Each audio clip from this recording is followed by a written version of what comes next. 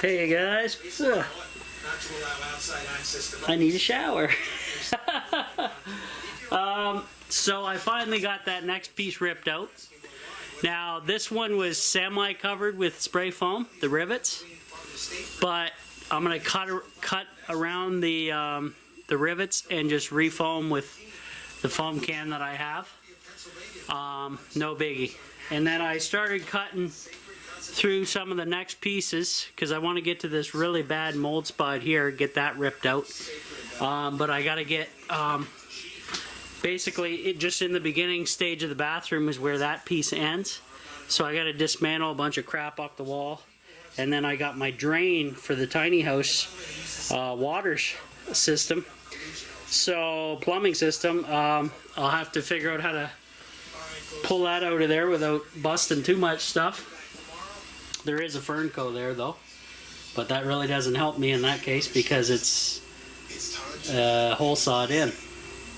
Though I could pull the Fernco off, pull the fitting back through, but then I'd have to reseal the plumbing on the outside. Well, I guess I'm gonna have to do that then.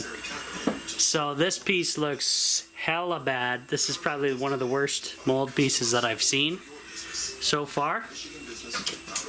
So we're getting there slowly, guys. It's a slow process because I'm not getting full days here, but tomorrow I will have a full day. Oh no, never mind. Tomorrow I'm going to visit my brother, and me and the whole family are going down to visit him. So yeah, I won't be back here till Wednesday, but then hopefully I'll have a full day here Wednesday to continue on and get some stuff done.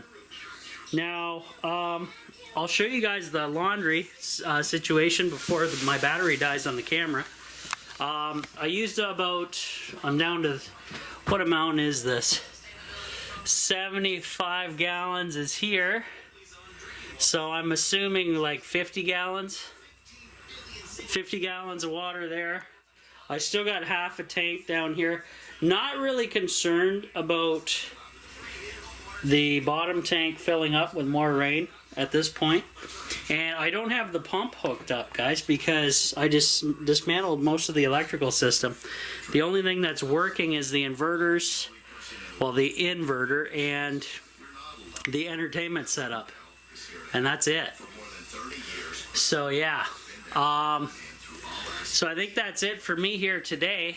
I'm gonna head out, get something to eat, and I got payday coming up from work on the 15th, so that'll be sweet. So I just got to remove some strapping here and here, remove the fire extinguisher holder, and figure out the drain, pull that panel out.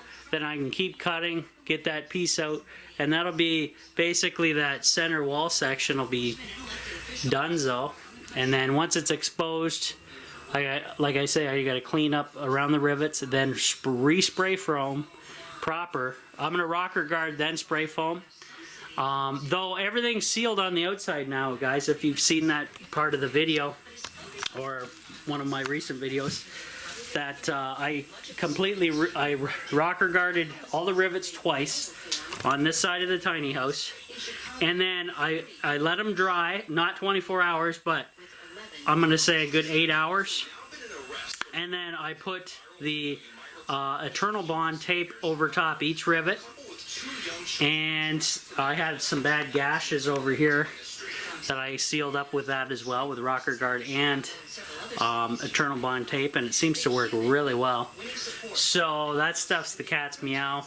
Doesn't cost too much, and it's a permanent solution. So and I'm also gonna eventually I'm gonna power wash the entire outside of the tiny house before winter and give it a brand new coat of paint on top of all this, on top of over all the Eternal Bond tape, on top of everything. Just give it a nice coating of exterior. I'm gonna have to spend some serious money on some good quality exterior paint.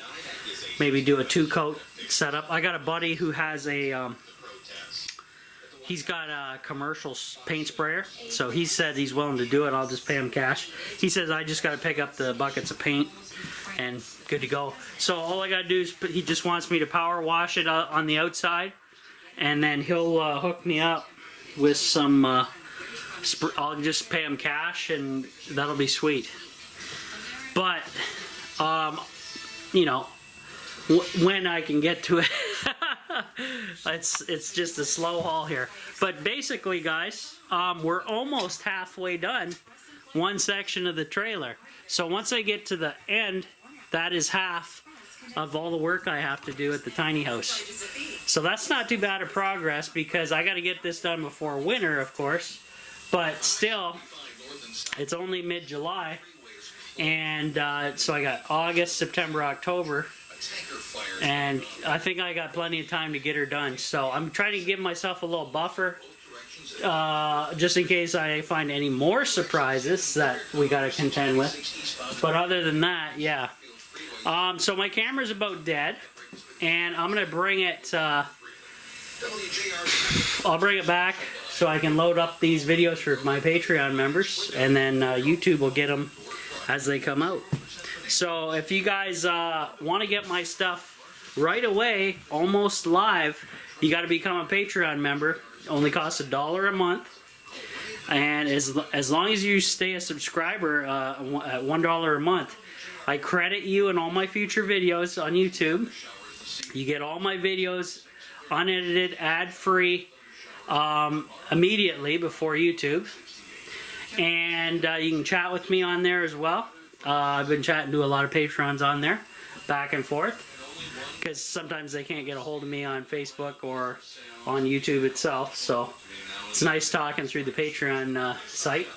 And yeah, they've been really helpful. I appreciate all my Patreon members. They are what's keeping this channel afloat, basically, guys. Because, yeah, YouTube, yeah, just bleeding me dry financially. So, brutal. Anyways, yeah, guys, consider becoming a Patreon member to help me out. The more Patreon members I have, the faster I can get stuff here at the tiny house done, because that will I'll have more income to be able to buy the proper stuff and the proper tools and the parts, and on and on and on. So we'll see you guys on the next one. Rob from the Off-Grid Tiny House Construction Zone checking out. We'll see you later.